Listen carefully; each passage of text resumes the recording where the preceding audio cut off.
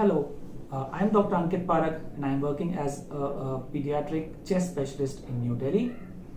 So today we will be talking about a very common thing which you have been using for your children, and that is cough syrups.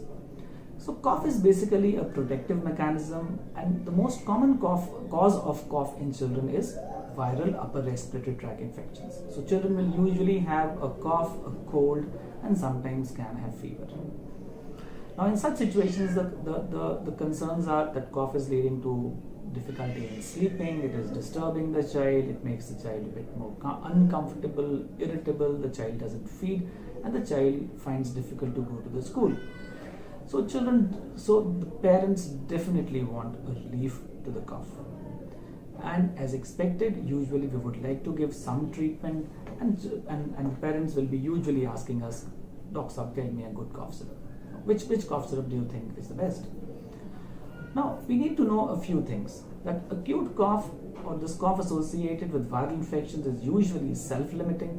It usually will go off on its own without any treatment in 5 to 7 days. There are few things which can be done to help the child. So keep the child well hydrated, give them a lot of water and drinks and milk and etc. You can give tulsi, ginger and honey. So these things definitely help, and there is a lot of data which tells them that they're scientifically proven.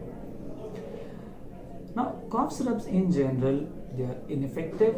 These cough mixtures have 3 or 4 medicines mixed in different proportions, and it has been found that the reduction in the symptoms is not significant.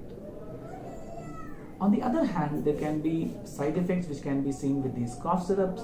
So these side effects would be like irritability, the child feeling uncomfortable, the child feeling more sleepy, more groggy, having a dry mouth, and so on.